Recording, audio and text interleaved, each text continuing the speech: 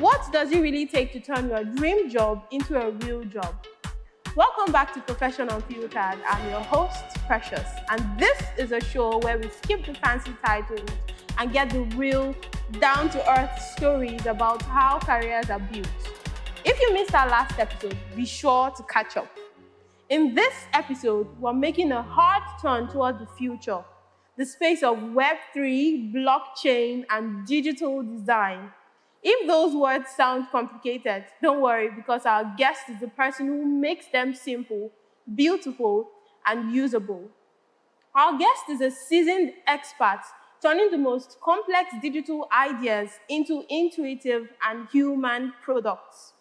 He is a frontline Web3 visual designer and community builder, shaping major African blockchain events like ETH Safari and the African Blockchain Festival. He is the founder of the reputed On-Chain Union, ensuring that Web3 is accessible to everyone, regardless of their background.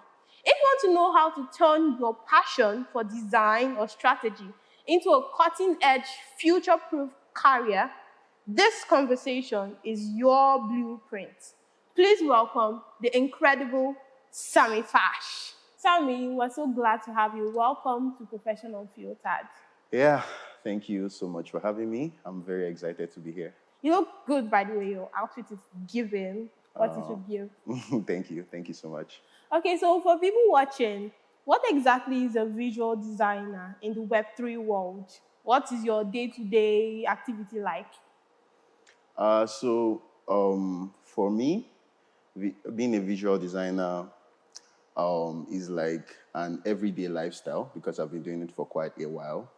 I don't think it's so much different in the Web3 world because the only difference is I get to work for blockchain companies, Web3 communities. That's the only difference. I still do the usual visual design that every talented visual designer would do. So basically, it encompasses of different aspects of design. From web design, product design, graphic design, just using these different aspects of design to contribute to Web3 and blockchain communities. Okay. Yeah. That's quite incredible. Yeah, thank you. So when was that moment when you thought, okay, this is actually something I want to go into. This is actually something I want to do. Was there like, oh yeah, I can actually build a life in this Web3 design? Yeah, so like I said, I've been doing it for quite a while. It started off as a hobby because I've always had a flair for art. Okay. As a child. I would love to draw, and being an introverted person, that seemed to be the way I like to express myself. So I think growing up, discovering that you need to make money, right? And, art was already part of me. So I decided to, take it more professionally. And, I started to, monetize my skills as a graphic designer. Started off, creating logos for different people, then graphic design, then entering into web design, building products. It was actually a journey that started from, just a small hobby like drawing. And I was able to scale it to get to where I am today. So, yeah. That means that this is something you actually enjoy doing. And it started from a hobby. Yeah. You liked to draw and you liked art, and you decided to build a career in that aspect. Yeah. I would say sometimes I enjoy doing it. Why? Yeah, because like I said, I love to communicate through designs. Okay. So I love, when I'm able to design and because of that, pass a message across. Oh. That's what gives me some sort of joy. But sometimes you just have to do it for the work. It's not every time you enjoy doing it. Sometimes it comes as a chore. But all the same, I don't think I regret choosing this path as a career for me. Yeah. Okay. So every I think you've already given a hint to this next question because I believe every success story has a low point, like a Yeah. point where you felt like, oh, why am I actually doing this? Yeah. Is it because of the money? Like, Yeah. what point was that for you? Is there a particular time you felt like that, or it's many times? Oh yeah. I mean, like getting started, it's always been it at the time it was a very huge struggle trying to harness my skill and at the same time trying to be very relevant in the market because I've had times when I actually like quit design. I think I've stopped designing or I've made the decision to stop designing like 3 times Oh, or if not really? more Wow. because of the frustration, the competition, the many things that you have to be very good at. So I think there was a very huge I would say breakthrough, not really breakthrough, because it kind of broke me, but still gave me the pump to Okay. rise back up. I was when I was still in school, in the university, and I needed money so bad, and I started promoting my skill as a graphic designer, trying to provide the logo design service, Okay. particularly to students. And the highest amount that a student was willing to pay was 500 naira. Really? And at the time, when I was seeing all that, I just closed my laptop and said, "Nah, this is not No, the kind of that's life I want to discouraging. live." That's But discouraging. then, I then went to do my research and study people that are actually doing well Okay. in this career that I'm also trying to do well in. Try to see the kind of things they do, the how solid their portfolio is, the kind of communities they're involved in, the kind of people they surround themselves with, and I try to imitate that, learn from that, and that I think that was what pushed me up to the next level, and I think I was able to pick it up from there. So yeah, there've been like tough times, there've been frustrating times, but I think all those times, all those trying times are what gave me the strength, the confidence to be at the position that I am today. So they are like stepping stones Yeah, to this exactly. They're point. stepping stones, and it's always fun sharing all these stories because you know that you've been there, and You yeah, can yeah, relate. When yeah, people yeah, come to meet you for counsel, you can actually relate yeah, yeah, to yeah. their Exactly, struggle. exactly. That's incredible. So aside from the design software, is there a particular skill that is funny, but you actually need to thrive in this digital space? Yeah, yeah, yes. There definitely is. Not even just one, a lot. Okay. And I try to tell people that are getting into this space because most of the successful designers learned things like this the hard way. So I've seen many people that are very, very skilled in their design. Like you see their designs and you're like, wow. But they are also struggling in the job market. And I've seen people that are not so skilled, just decent, but they are like, in the top. They are working for the top companies. And so there's a particular skill that the first category of people don't have, and there's also a particular skill that the second category of people that I just mentioned, or they spend so much time trying to have, and that is understanding the job market, understanding the requirements, not just design wise, but also in other aspects.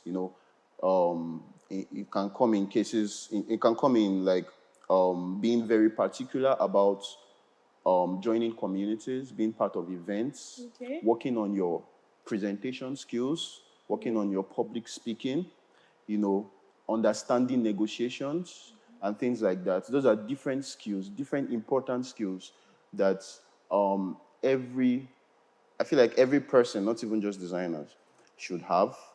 But most people disregard that and just spend so much time watching tutorials trying to be a very good designer, which is good. But there's also a need for learning all these other things. And I feel like that is what will shape you into becoming a well-rounded professional. Yeah, and I feel like this applies not just in the design space, but in also, different professions. But yeah, these are things that I have understood, I've learned in my journey, and these are things that I try to tell people that are getting started, and people that have gotten somewhere and trying to like scale higher. For me, yeah. Okay. Yeah. That's quite insightful. Yeah. That is insightful. So you mentioned before that you are an introvert. Yeah. And you lead communities, you go out, you do so many, you attend many big events. For somebody that is introverted, because it seems like this job space is only for extroverts, but I'm so surprised that you told me that you're an introvert, or you were an introvert. You are an Yeah, introvert. I still am. So how do you thrive in this? What do you do that makes you stand out, that makes you push away that introverted side of you? So I think for me, it is very intentional. Okay. It's I've been among friends that have made the decision to be intentional about going out there while I was busy embracing my introvertedness, if that's a word. So they would drag me to events, and I would be in the event, and I would just sit down and listen. And they wouldn't sit down once. They would make sure that they are meeting people, meeting the speakers, meeting people around, their fellow designers, and just trying to be very much out there, introducing themselves, letting people know their skills and all that. And while me, I'll just be there sitting down because I find that very, very stressful. So I used to think that is just their nature, and I should just, embrace my own nature. But then I realized that it is very, very important because those friends that I'm talking about, they're way out there right now. They're not even based in Nigeria anymore. And that's because of the intention that they made in that journey, in that process. Because most of the opportunities that they have now is because people know that they have that skill. And that is the advantage of being out there. You need to go out there. You need to talk to people. Speak up. Yeah, you need to speak up. You have this skill, but if nobody sees it, or if the people that knows about it are just in your corner, you might not be able to rise above your corner. So you need to be out there. You need to speak up. So when I realized this, I made it very, very, very, very. I made it a very, very intentional move. Even when it was very uncomfortable, I make sure that I'm always doing it. And I've had the opportunities of doing this before, but this time around, I'm not just getting the opportunity. I'm also like embracing the opportunity. So you might see me somewhere smiling, thinking I'm having fun. I might be having fun, but it's a very, very intentional, fun activity. So just because of the benefits of these acts, I find it easier to make that decision because I know that it will eventually be profitable. So yeah, I think that's what has worked for me so far. Okay, so to the introverts out there, you need to put yourself out there. Yeah. You need to let people see what you have. You need to let people know what you have. And the way to do that is to come out of your shell and speak up, as Sammy has just shared. So Sammy, you've been involved in many African big events, like the ETH Safari. So what's it like being on the ground? What's something that you learn while you are out there that you don't learn sitting by the desk? So first of all, it's already exciting being away from Nigeria, being out of Nigeria rather, meeting new people, experiencing different cultures, experiencing different beliefs, things like that are exciting to me. So that is like already a bonus experience, in being part of events like that.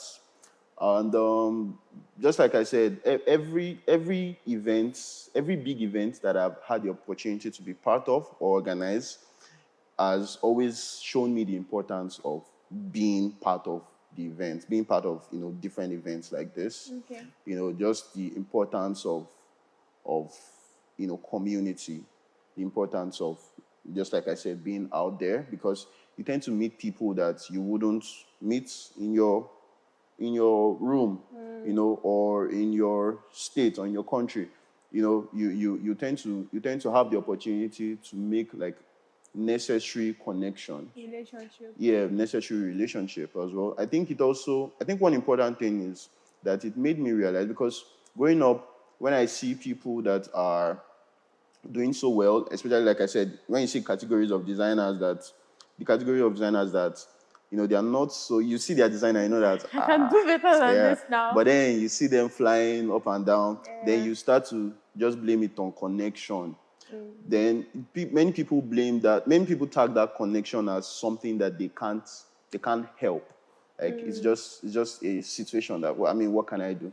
But I see, going for different events, different occasions like this as a way to actually break that chain or bridge that gap, because then you get the opportunity to actually meet people.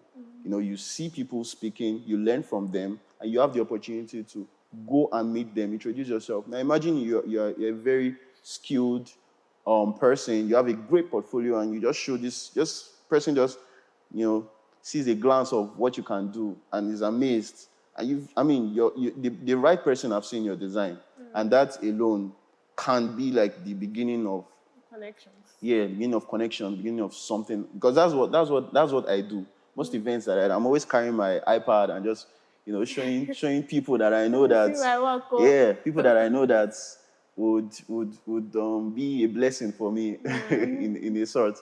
So I feel like that is one lesson that people should learn, because like I said, a different part of my life was just going for events to just sit down and listen. But now that I know better, I tend to tell people these things, just learn these things, be out there. That might be the only change that you need in your life, basically, just to make that decision. So you work with young people a lot. Yeah. I can see that you're young yourself. So in all these events, what's this common mistake that you see young developers or strategists making that they actually need to break from, they actually need to stop doing to thrive in this visual designer space? So, in terms of visual design, or let me just speak to every skill. So I think it still relates to most of the things that I already said, because I see it personally. That is what I am attentive to at the moment. Okay. Just being very, very particular about how good you are alone. So it is good to be very good, right? But then it is not enough sometimes.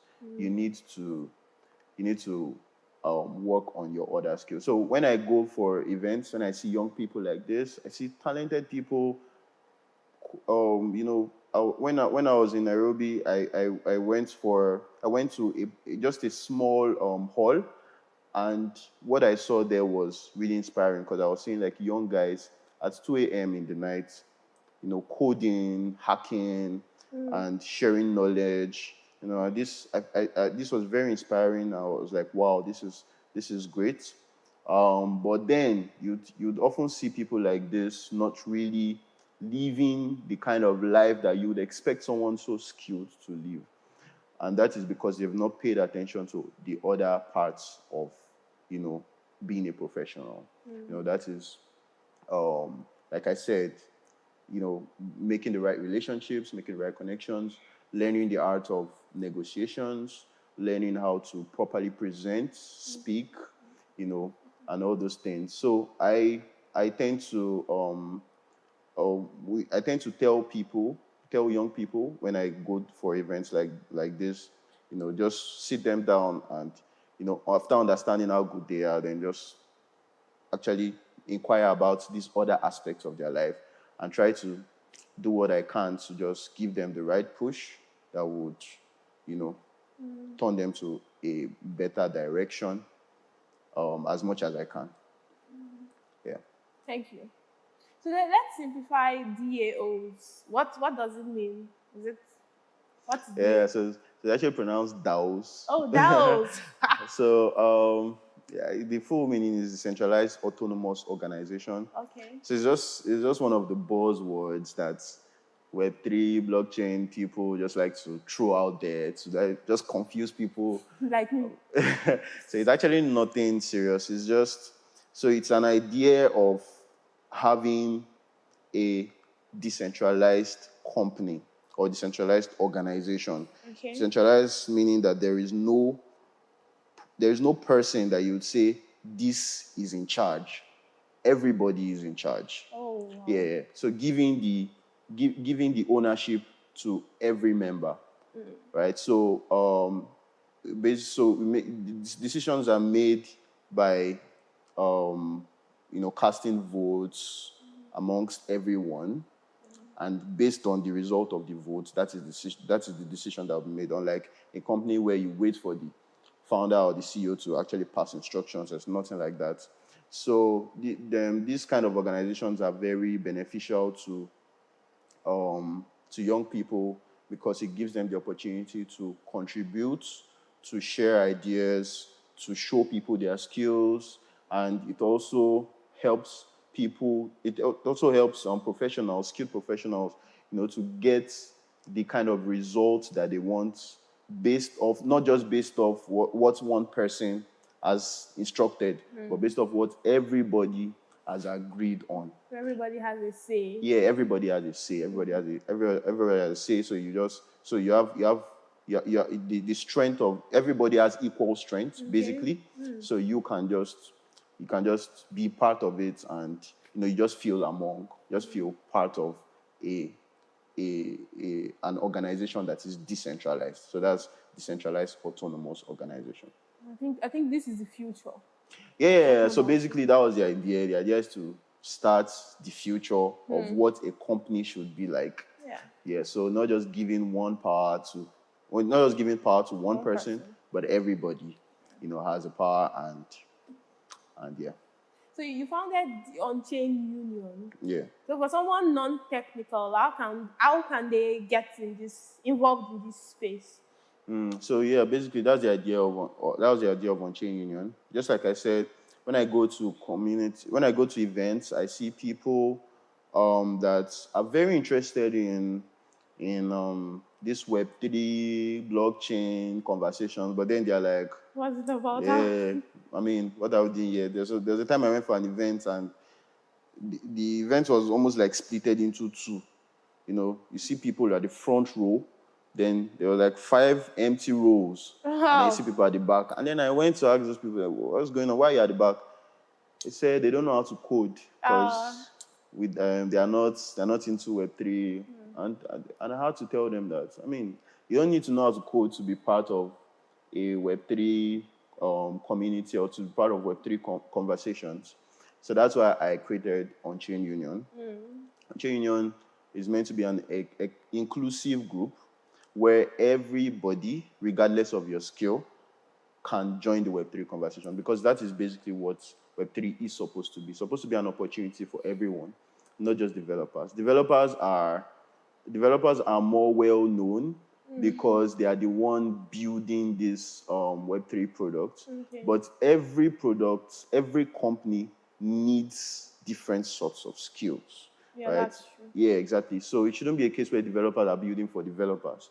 Developers should be building for everybody. But when there is no movement that wants to embrace, the fact that regardless of what you do, you are a part of it, you tend to see a community where nobody even understands what's going on. Just start speaking buzzwords, and the developers amongst them would understand, but then people outside would be like, oh, okay, you guys just chill. When it's time for us, let us know. So On-Chain Union is meant to solve that. It's meant to bridge that gap by ensuring that we're educating different skills on how they can be parts of Web3 and blockchain communities or companies. Marketers, writers, designers. We even have someone that is a musician, a DJ. Really? Yeah, and he's a very active member of the community, because you should be able to apply the blockchain technology to every part of your life. And so that's basically the idea of on-chain union. Yeah. Okay.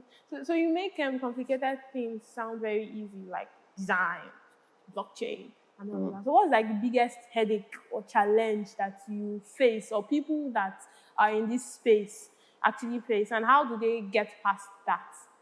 The biggest challenge in blockchain. Yeah, blockchain, visual design. And Yeah, so there are different challenges. For me, what I identified as a challenge that I want to solve is just ensuring that everybody has access to the information or to the education of this Web3 and blockchain technology, right? So I want it to be a case where the Web3 community is building solutions, softwares for everybody.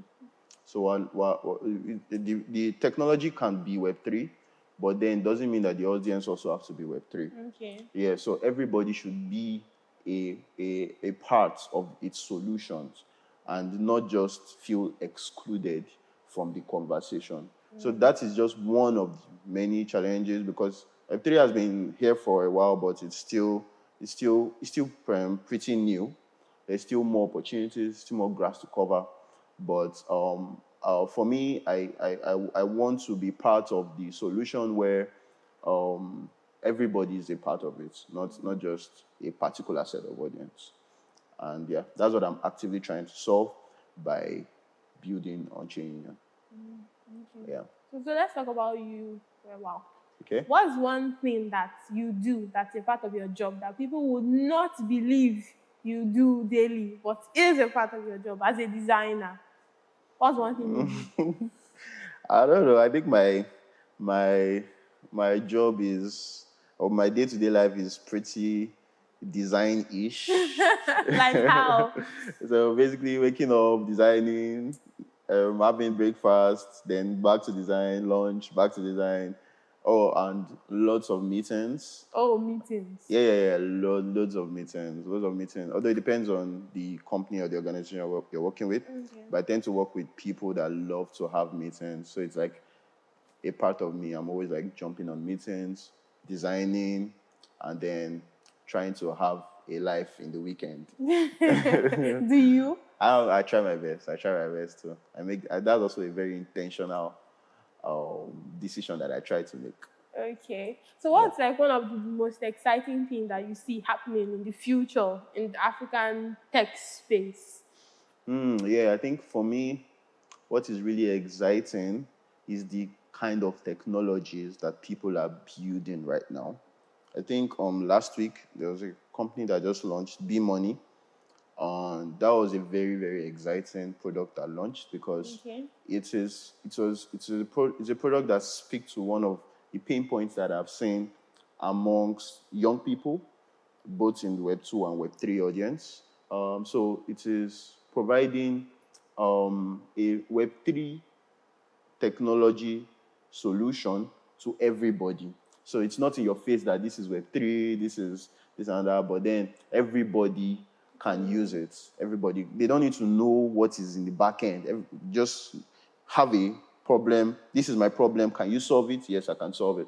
And that is where everybody seems to be thinking towards now. And I find that very, very exciting. People are now, thinking outside the box, ensuring that people are going through less efforts to use, these magnificent and beautiful products, and also ensuring that they're creating products that solves the pain points of Nigerians as a Nigerian. So, the things like these are very exciting because I'm seeing them every day, most of the time, and I'm happy that's happening in my generation, and I'm always very excited to be part of it. any way I can. So thank you for that, Sammy. So what's one word you give to the up and coming web and product designers, the tech wannabes in general? What's one word you give to them? One word: don't give up. Is that a word?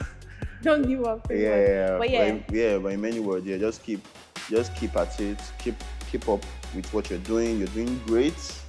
Also try to ensure that as you're trying to be better at your skills, also be better at the non-technical skills as well, because it gives you much more confidence when you're approaching possible clients, possible opportunities. And connection. Yeah, and connection. You just get that confidence. You just have that confidence once you know that you're not just good, but you have also covered all these other things.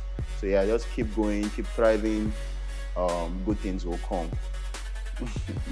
Thank you, Sammy. This has been an incredible session. Thank you for showing everybody that there's a space for them in Web3 world. Yeah, it's quite insightful. Now we know that there's a space for us. Yeah, there Thank is. You, Sammy. Come join us. Definitely. And that is our look into the future of design. I hope Sammy's journey inspired you to chase your own cutting-edge career as a designer, a builder, or someone just curious about what's next. So if you loved this conversation, please hit the like button, subscribe to this channel so you don't miss the next chat. And let us know in the comments what your biggest takeaway about Web3 or design and this episode in general is. Thank you, Sammy, for this wonderful session. Thank you, Sammy, for joining us. And until next time, keep building, keep designing, and we'll see you on our next episode of Professions Unfiltered. Bye for now.